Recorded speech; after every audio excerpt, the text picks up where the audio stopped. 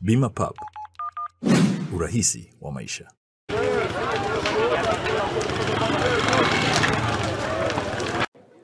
Moto ulitokea hapo, ilikuwa jirani, sisi tupo eneo la pale jirani. Tukashuhudia kwamba moto unatoka hapo chochoroni na ukawa unawaka taratibu. Baadaye tukaona moto unazidi kuwaka na tujajua chanzo ni nini. Na vitu vilivyoungua ni vitu vya thamani tu. Japo watu hamna aliyeungua, lakini vitu vya thamani kama mnavyoona na maeneo jirani. Na humo wote watu walikuwa wanaishi wote. Lakini hamna aliyeungua, ni vitu vyao vya thamani vyote vilivyoungua. Kuna vitanda, asilimia kubwa hapa vitanda, makochi, makabati, ni furniture zote zilizoungua. Hapa manispaa bado tuna changamoto hasa za vyombo hasa vya moto hivi. Vifaa vya moto kwa maana ya magari. Lakini magari yaliyokuwepo kama mbunge wa jimbo Morogoro nilikuwa naendelea kujitolea kuyarekebisha. Kuwa katika hali nzuri, kuwa tayari kwa matatizo yote yanayotokea. Lakini bado nashangaa huduma hii bado inakuwa iko chini sana kupata wananchi katika manispaa ya Morogoro. Lakini tutalichukua hili nalo na kulifanyia kazi zaidi kuona hali kama hii sijirudie tena. Kwa tukio la moto vibanda vya biashara ambao wanatengeneza furniture mtaa wa Ngoto kwa Morogoro mjini, ambapo jeshi la zimamoto na uokoaji kushirikiana na wenzetu jeshi la wananchi kikosi cha Mzinga tuweza kufika kwa ajili ya kupambana na moto huo, ambapo kama unavyoona moto ulikuwa ni mkubwa na vibanda vingi ambavyo vilikuwa vimewekwa kwa ajili ya kutengenezea hizi furnitures, vitanda pamoja na viti mbalimbali vinaweza kuungua. Kwa hiyo mpaka sasa hivi makadirio kama vibanda 10 au 12 ambavyo vinaweza kuungua.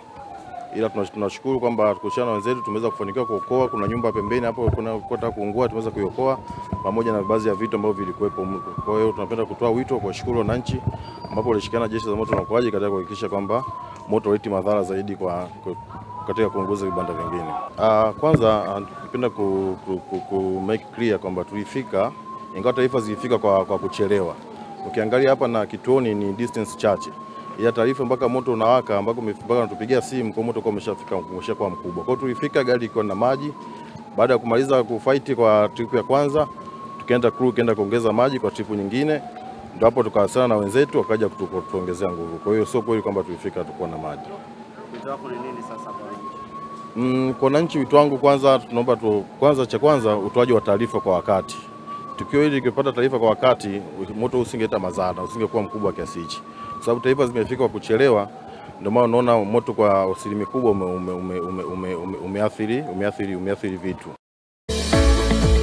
Vikindu New Village wanawaletea viwanja Kigamboni, Dar es Salaam. Kiwanja chenye futi 40 kwa 50 chenye square mita 200 kwa shilingi za Kitanzania milioni 2.3 tu. Na tena unaweza kulipia kwa awamu. Viwanja vipo Rugwadu Magengeni. Fika kituo cha daladala Mwembe Mtengo na safari itaanzia hapo kuelekea site. Huduma zote za kijamii zinapatikana kama vile maji, shule, umeme na hospitali. Vyote vinapatikana. Kwa mawasiliano zaidi, wasiliana nasi kwa simu namba 0760042571 au 0714586642. Instagram wanapatikana @vikindo_new_village 001. Ukiwaza kiwanja, waza Vikindu New Village. Kiboko kabisa.